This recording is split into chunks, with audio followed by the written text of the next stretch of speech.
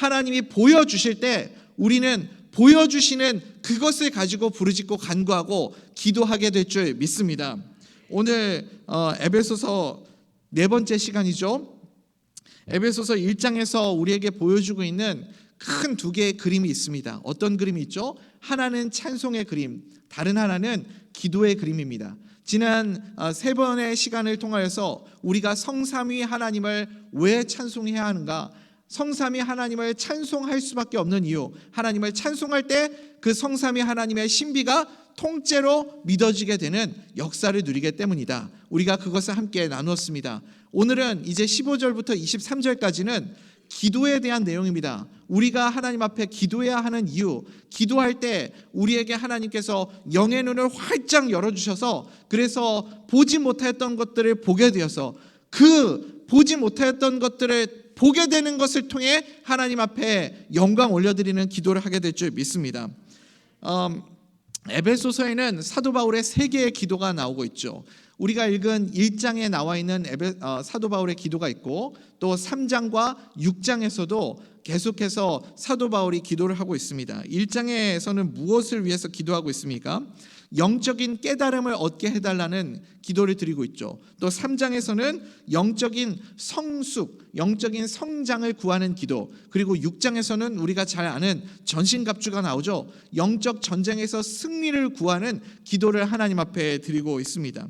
그래서 우리가 보이지 못하는 것들, 그동안 깨닫지 못했던 것들을 보게 되고 깨닫게 되기를 원한다면 이 사도 바울의 기도를 우리가 모델로 삼을 수 있어야 됩니다. 사도 바울이 영적 깨달음을 얻게 해달라는 기도를 하나님 앞에 드리고 있죠. 17절이 핵심인데 우리 17절 말씀 같이 한번 읽어보도록 하겠습니다. 시작. 우리 주 예수 그리스도의 하나님 영광의 아버지께서 지혜와 계시의 영을 너희에게 주사 하나님을 알게 하시고 아멘. 여러분, 지혜와 계시의 영을 주사에 밑줄을 그어 보십시오. 기도의 핵심, 여러분 기도의 포인트, 사도 바울이 지금 기도하고 있는 이 포인트를 우리가 잡는 것이 중요한데 지혜와 계시의 영을 우리에게 주셔서 하나님을 알게 해주신다. 하나님을 알게 해달라는 기도, 이것이 제일 중요한 기도가 되겠죠. 영어 성경에서는 하나님을 알게 해주시는 기도를 뭐라고 번역하냐면 knowing him better, knowing better. 그래서 직역을 하자면 하나님을 더 알게 해 주시옵소서, 이렇게 기도하고 있습니다. 사랑하는 우리 대전명석교회 성도님들, 우리 성도님들을 4만 시간 기도 열심히 하고 계시죠? 갑자기 또 한 네 분이 고개를 푹 숙이고 계셔요. 4만 시간 기도 열심히 하고 계시는 거 맞죠? 4만 시간 기도를 통해서 여러분 무엇을 기도하고 계십니까? 어떤 기도 제목들을 하나님 앞에 올려드리고 계시나요? 우리가 드리고 있는 기도 제목들을 보면 내가 무엇을 보고 살아가고 있는지를 확인할 수가 있습니다. 가장 먼저 우리가 기도해야 할 것들 뭐가 있을까요? 우리 성도님들 보니까 아프신 분들이 굉장히 많은 것 같아요. 그래서 몸이 불편하신 분들, 내 육신의 연약함, 또 가족의 아픔들, 연약함들, 병들, 질병, 이런 것들 놓고 많은 분들이 기도하고 계시는 것 같아요. 또 어떤 분들은 자녀들을 위해서 기도하죠. 우리 자녀들이 이제 공부를 잘해서 좋은 대학에 가야 하는데 자녀들의 진학과 또 직장, 좋은 직장을 얻을 수 있는 취업과 또 여러 가지 자녀들의 결혼과 이런 인생들을 두고 또 우리가 기도하겠죠. 어떤 분들은 가정의 이런저런 문제들, 대소사와 경제적인 문제들, 남편의 직장 문제, 또 여러 가지 하나님이 주신 그 가정의 문제들을 가지고 기도하시는 분들도 계시리라 생각합니다. 여러분, 이런 기도 필요합니다. 해야 돼요. 하지 말라는 것이 아닙니다. 그런데 문제는 뭐냐면 이런 기도들은 부수적인 것들이죠. 2차적인 것들이라는 거예요. 제가 왜 이것들이 부수적이고 2차적인 기도들이라고 말씀드리냐면 우리가 육신의 연약함을 두고 기도할 수 있어요. 그런데 내 병이 나았다고 이제 완전히 다시는 평생 동안 안 아픈 것이 아니잖아요. 또 다른 병이 찾아오죠. 또 가정의 이런저런 문제, 자녀들의 문제, 취업의 문제, 경제적인 문제, 우리가 이런 것들을 가지고 기도하지만 그것들이 그 문제가 내 눈앞에 보이는 문제가 해결된다고 다시는 그 문제가 우리 앞에 나타나지 않는 것이 아니죠. 또 계속해서 그런 문제들이 우리에게 찾아옵니다. 그러니까 이런 것들은 2차적인 것들이고요, 부수적인 것들이라고요. 우리는 조금 더 근원적인 기도를 드릴 수 있어야 하지 않겠습니까? 본질적인 기도, 더 근원적인 기도가 있지 않을까요? 그것이 어떤 기도일까요? 바로 하나님을 알게 하시고, knowing Him better, 하나님을 더 알게 하시고, 이 기도를 우리가 드려야 할 줄 믿습니다. 이것을 두고 우리가 기도하게 될 때, 하나님을 더 알게 해달라는 기도를 드리게 될 때 참 이상하죠? 하나님을 더 알게 되면 하나님의 뜻을 알게 되고 나의 인생을 더 잘 알게 되는 겁니다. 하나님을 더 알게 되는 순간 나를 향하신 하나님의 뜻을 알게 되기 때문에, 내가 이 땅에 살아가는 이유가 무엇인가, 하나님이 나를 이 땅에 보내주신 이유가 이것 때문이구나, 나를 이러한 이유로 살아가게 하시는구나, 나의 삶이 더 분명하고 명확하게 보이기 시작한다는 거죠. 그래서 하나님을 더 알게 해달라는 이 기도가 본질적인 기도가 될 수밖에 없고, 이 기도를 드리게 될 때 하나님의 뜻을 알게 되고 나의 삶도 바라보게 되는 은혜를 누리게 될 줄 믿습니다. 김장환 목사님의 아들 김요셉 목사님이라는 분이 있죠. 우리가 잘 아는 수원 중앙침례교회 지금 담임 목사님이신가요? 김요셉 목사님이시라는 분이 있습니다. 이분이 아버지는 김장환 목사님 한국 분인데 어머니는 미국 분이에요. 그래서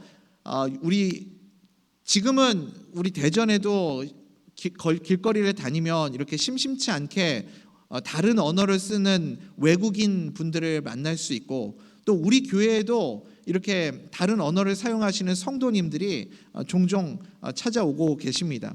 그러니까 이제 외국인을 만나는 게 그렇게 어렵지 않은 시대가 되었지만 60년대, 70년대만 해도 우리나라에 외국인이 별로 없었거든요. 그 시절에 이제 그 어머니가 미국 사람이다 보니까 한국 사람들하고 좀 얼굴 모양이 다를 수밖에 없죠. 그래서 이제 혼혈인이라는 그 이유로 어렸을 때부터 친구들에게 놀림도 많이 받고 따돌림도 많이 받았다고 합니다. 김요셉 목사님이 삶으로 가르친 것만 남는다라는 책이 있어요. 삶으로 가르친 것만 남는다. 이 책에 보면 이제 김요셉 목사님이 초등학교 4학년 무렵에 어머니의 고향을 따라가서 거기에서 한 1년 동안 미국 미시건이라는 곳에서 생활했었던 일화를 소개하고 있습니다. 미시건에 있는 크리스찬 스쿨에 이제 등록을 해서 다니게 되었는데, 학교에 가게 된 첫날 하필 그날 아침 첫 수업이 무엇이었냐면 영어 스펠링 수업이었다는 거예요. 그러니까 선생님이 영어로 말을 하면 학생들이 그 스펠링을 적어가지고 그 스펠링을 이렇게 말을 하는 거죠. 근데 엄마가 미국 사람이기 때문에 영어로 이렇게 대화하는 거는 어느 정도 할 수 있었는데 영어를 쓰고 읽는 거는 잘 못했다고 해요. 그래서 선생님이 이렇게 말을 하면 스펠링을 써야 되는데 나는 스펠링 하나도 모르는데 어떡하지? 막 너무 두려운 겁니다. 한 명씩 학생들이 일어나가지고 자기가 쓴 걸 이렇게 발표하고 선생님이 칭찬해주고 안고 하는데 자기 차례가 올까봐 너무 무서워서 두렵고 불안하더라는 거죠. 그리고 내가 이것도 못하면 바보 같은 아이라고 친구들이 놀리고 나를 따돌림하면 어떡하지? 한국에서도 따돌림 받았는데 여기서 또 따돌림 받으면 어떡하지? 하면서 너무너무 불안하고 두렵더라는 거죠. 드디어 이 김요셉 목사님의 차례가 됐어요. 그런데 선생님이 일으켜 세우는 것만 하는 게 아니라 앞으로 나오라고 하는 거예요. 그래가지고 이 어린 김요셉 목사님이 선생님 옆에 이렇게 교탁 옆에 서게 되었습니다. 그런데 그 선생님이 아이들에게 이 김요셉 목사님을 소개하는 거예요. 내가 전에 너희들에게 이야기했었지? 한국에서 선교사를 하시는 목사님의 자녀분이 이제 우리 학교에 올 거라고 내가 소개를 한 적 있지? 바로 그 친구가 이 조셉이라는 친구란다. 이 조셉이라는 친구는 그래서 영어도 잘하지만 한국말을 참 잘한단다. 너희들은 한국말 할 줄 모르지? 그런데 조셉이라는 아이는 한국말을 너무너무 잘해. 우리 조셉아, 선생님의 이름은 샤프라고 하는데 선생님의 이름을 한국말로 써줄 수 있겠니? 이렇게 이야기를 해준 거예요. 그러니까 막 두렵고 떨리고 있던 이 김요셉 목사님이 그 순간 마음이 확 따뜻해지고 울컥하더라는 거죠. 그러면서 선생님 이름을 칠판에다가 샤프 이렇게 한국말로 쓰게 되었습니다. 그랬더니 막 학생들이 깜짝 놀라면서 내 이름도 한국말로 써줘, 내 이름도 한국말로 한번 써줘 막 하면서 자기들의 이름을 부르면서 이름을 써달라고 아이들이 막 이렇게 요청을 해줬다고 하죠. 그리고 나서 수업이 끝났는데도 다른 반에서도 학생들이 친구들이 찾아와가지고 자기 이름을 써달라고 하면서 그렇게 아주 인기가 많은 대스타가 되었다고 합니다. 그때 이 김요셉 목사님이 그때 거기서 하나님의 마음을 보게 된 겁니다. 하나님의 마음을 보게 된 거예요. 아, 나도 저 샤프 선생님 같은 그런 따뜻한 마음을 가진 선생님이 되었으면 좋겠다. 나도 이렇게 아름답고 멋진 학교를 만들어서 많은 사람들에게 예수 그리스도를 증거하고 위축되고 자신감 없고 나와 같이 그렇게 사랑받지 못한 많은 학생들 불러 모아서 예수님의 사랑으로 그렇게 다시 변화되게 만드는 그런 학교를 만들고 싶다. 크리스찬 스쿨을 만들고 싶다라는 꿈을 언제부터 꾸게 되었느냐? 그 샤프 선생님을 만나고 나서부터 그 꿈을 꾸게 되었다는 거죠. 하나님을 알게 되고 하나님을 만나게 되니까 거기에서 나를 향하신 하나님의 뜻을 보게 되기 시작한 거죠. 여러분, 우리 인생이 그런 겁니다. 나의 인생은 하나님의 꿈으로 살아가는 거구나. 하나님이 나를 이 땅에 보내주신 분명한 목적과 뜻이 있으시구나. 이것을 깨닫게 되고 이것을 보게 될 때 여러분, 우리의 인생은 완전히 달라지게 될 줄 믿습니다. 사랑하는 우리 대전명석교회 성도님들, 우리 성도님들도 자녀들을 위해서 기도할 때 이것을 두고 기도하기를 간절히 소원합니다. 우리의 자녀들의 영의 눈이 열려서 하나님을 알아가게 되고, 하나님을 알아가게 되면 어떻게 됩니까? 주님을 향한 뜻을 발견하게 되고, 주님을 향한 뜻을 발견하게 될 때 세상 사람들이 보지 못하는 것, 세상 사람들이 깨닫지 못하는 것을 깨닫고 보며 살아가는 그런 능력 있는 인생을 살아가는 우리 자녀들이 될 줄 믿습니다. 여러분, 이 하나님을 더 알게 하여 주시옵소서, 이 기도가 왜 근원적인 기도가 되고 왜 가장 복된 기도가 되냐면, 하나님을 알게 되면 나머지 다른 것들은 저절로 다 보이기 때문에 그렇습니다. 에베소서 우리 1장 18절 말씀 같이 한번 읽어볼까요? 에베소서 1장 18절입니다. 시작. 너희의 마음에 눈을 밝히사 그의 부르심의 소망이 무엇이며 성도 안에서 그 기업의 영광의 풍성함이 무엇이며. 아멘. 아멘. 너의 마음의 눈을 밝히사에 여러분 밑줄을 그어 보십시오. 너의 마음의 눈을 밝히사, 이것은 무엇입니까?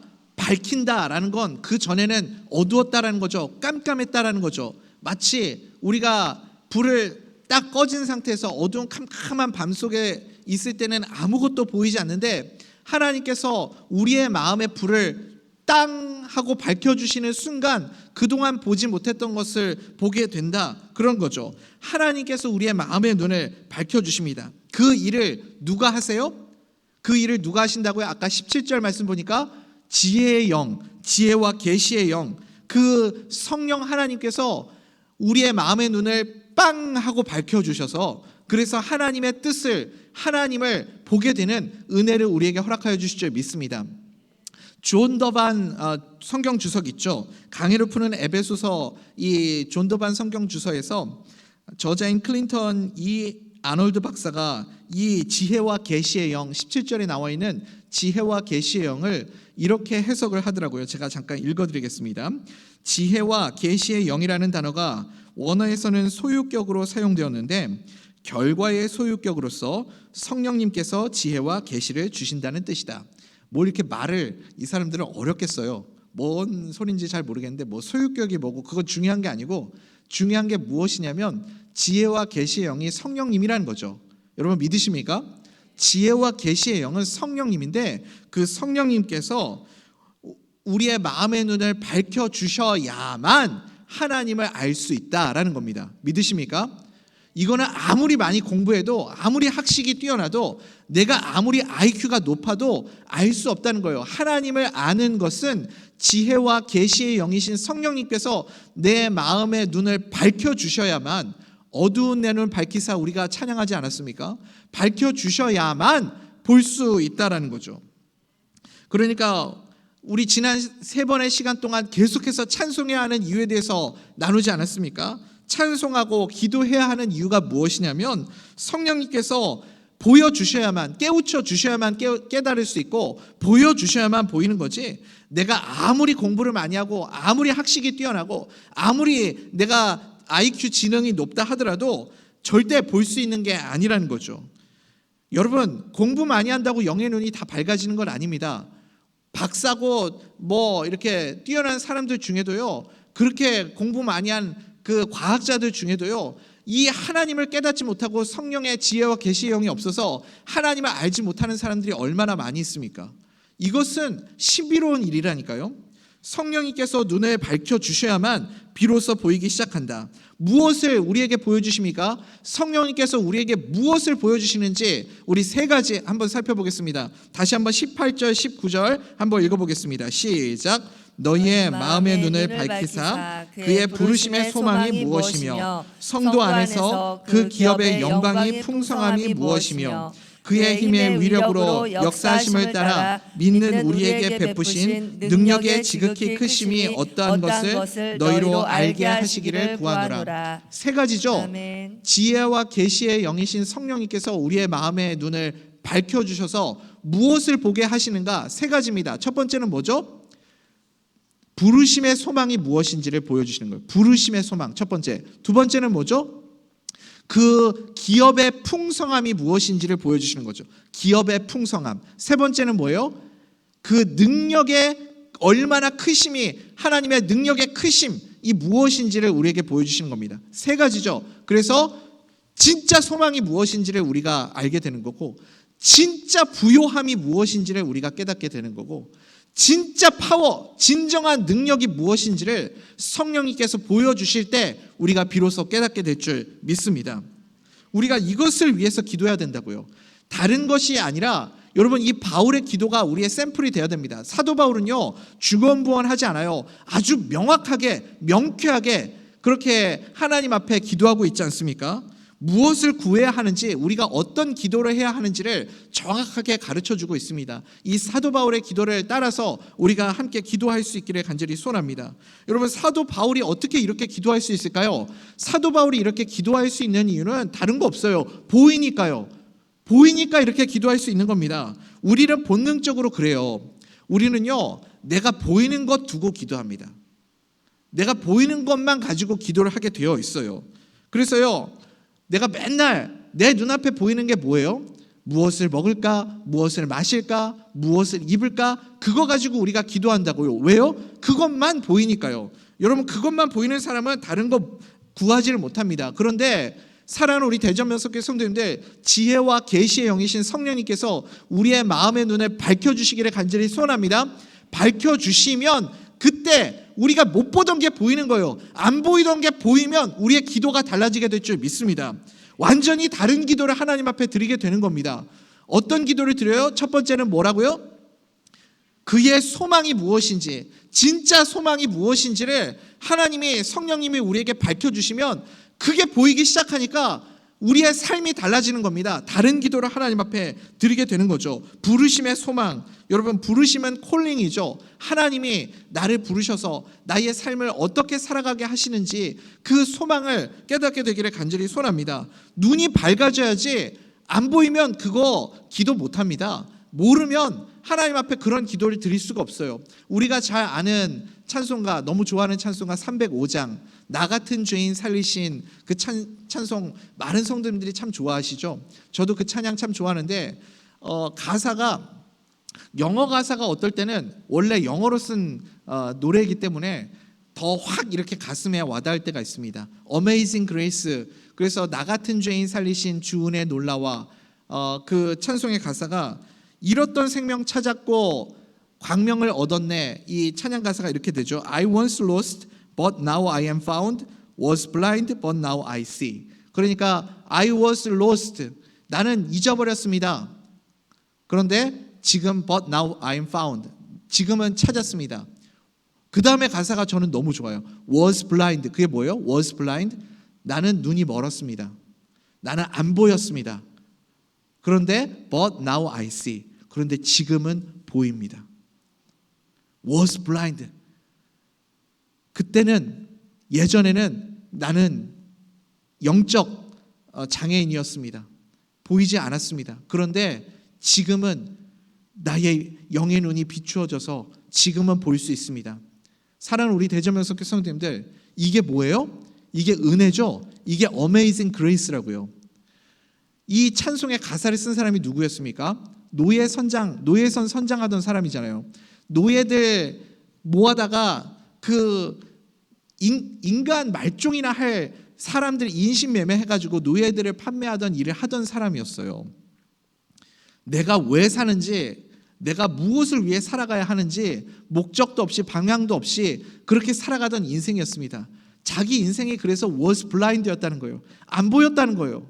나는 영적 장애인이었다는 겁니다. 그런데 but now I see. 이제는 보여요. 이제 보이니까 내 삶이 완전히 달라지기 시작하는 거 아닙니까? 이전처럼 살 수 없는 건 아니에요? 보이기 시작하면요, 여러분, 안 보이던 게 보이면 사람이 미치는 겁니다. 안 보이던 게 보이면 거기에서 내 가슴이 뜨거워지는 거죠. 하나님께서 우리의 영의 눈을 밝혀주셔서 부르심의 소망이 무엇인지를 보게 되기를 간절히 소원합니다. 내가 보게 되면요, 그때부터 나를 향하신 하나님의 계획이 무엇인지, 나를 향한 주님의 뜻이 무엇인지를 보게 되면 여러분, 이전처럼 살 수 없습니다. 우리 가슴이 뜨거워져서 견딜 수 없게 되는 거죠.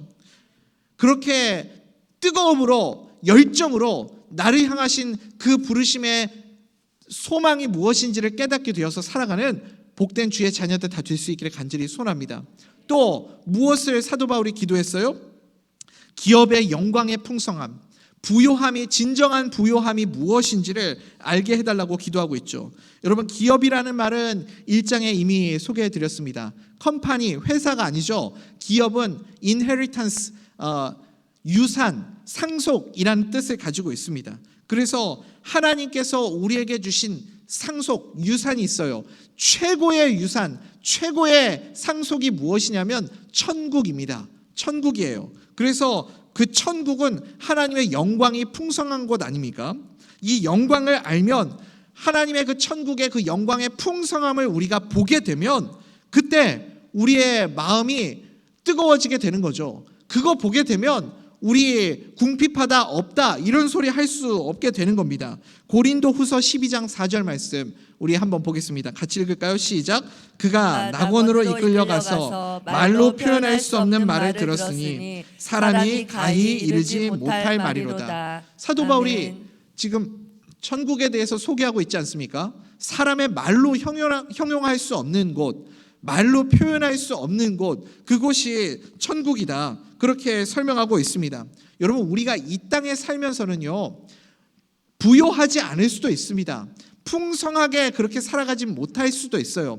비록 방 한 칸 그런 집에서 살아갈지라도 우리가 장차 들어가게 될 천국이 어떤 것인지를, 어떤 곳인지를 보게 되면요, 얼마나 풍성한 곳인지, 얼마나 부요한 곳인지를 보게 되면 여러분, 우리가 없다, 부족하다, 가난하다, 궁핍하다 이런 표현 하지 못하게 된다는 거죠. 사도 바울도 로마서 8장에서 이런 표현하지 않았습니까? 현재 고난이 장차 우리가 받을 그 영광과 비교할 수 없다. 감히 비교할 수 없다. 그렇게 그 영광의 풍성함이 얼마나 큰지를 우리에게 가르쳐주고 있지 않습니까? 그러니까 그걸 깨닫지 못하니까, 그게 안 보이니까 하나님 앞에 맨날 주세요, 주세요, 없어요, 없어요 하는 건 아니겠어요? 하나님의 그 영광의 풍성함, 우리에게 유산으로 물려주신 그 유업의 풍성함이 얼마나 큰지를 보게 되면 여러분, 우리의 기도가 완전히 달라지게 될 줄 믿습니다. 사도 바울도요, 주세요, 더 주세요, 없어요 이런 기도 하지 않잖아요. 사도 바울은요, 다른 기도 안 해요. 이미 우리가 받은 것을 보여달라는 기도를 하고 있는 거죠. 없으니까 달라고 기도하지 않습니다. 하나님은 이미 우리에게 주신 줄 믿으시기 바랍니다. 우리에게 이미 그 풍성한 하나님의 은혜를 주셨다니까요. 주셨는데 안 보이니까 계속 달라고 하는 거죠. 사도 바울은 달라고 안 하잖아요. 보여달라고 하죠. 이미 받은 것을 알게 해달라, 그것을 구하고 있습니다. 하나님께서 우리의 영의 눈을 뜨게 하여 주셔서 그 영광의 풍성함이 얼마나 넘쳐나는지, 얼마나 부요한지를 오늘 이 밤 보게 되는 은혜를 누리게 될 줄 믿습니다. 아멘. 세 번째는 능력이죠. 진정한 능력이 무엇입니까? 하나님의 능력이 얼마나 크신지, 우리 주님의 능력이 얼마나 크신지를 알게 해달라, 그렇게 기도하고 있습니다. 여러분, 이 능력을 구하는 기도가 20절, 21절, 22절에 계속해서 소개되고 있습니다. 예수 그리스도의 부활의 능력을 말하고 있거든요. 그래서 20절에서는 죽음을 이기는 능력이고, 또 그 다음에는 21절에서는 우편에 좌정하시고 통치하시는 능력이고, 그 다음에 세 번째는 예수님께서 나중에 장차 높임을 받으신다. 어떻게 높임을 받아요? 만물의 머리가 되신다. 그것을 우리에게 소개해주고 있지 않습니까? 그래서 주님의 능력이, 하나님의 능력이 얼마나 큰지를 보여달라, 알게 해달라, 그렇게 기도하고 있습니다. 우리 시간 관계상 20절 말씀 한 절만 함께 읽겠습니다. 시작. 그의 능력이 그리스도 안에서 역사하사 죽은 자들 가운데서 다시 살리시고 하늘에서 자기의 오른편에 앉히사. 아멘. 아멘.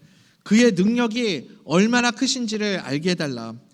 그의 능력은 그리스도 안에서 역사합니다. 역사. 이 역사는 일하신다라는 뜻을 가지고 있어요. 그래서 성부 하나님의 능력이 그리스도 안에서 역사하사 죽은 자들 가운데서 다시 살리시는 부활의 능력을 일으키셨습니다. 그리고 승천하게 하셔서 하나님 오른편에 앉혀주셨습니다. 그리고 마지막에 20절 마지막에 하늘에서 자기의 오른편에 앉히사. 하늘, 여러분 하늘의 동그라미를 한번 쳐보십시오. 이 하늘은 어디를 설명하고 있습니까?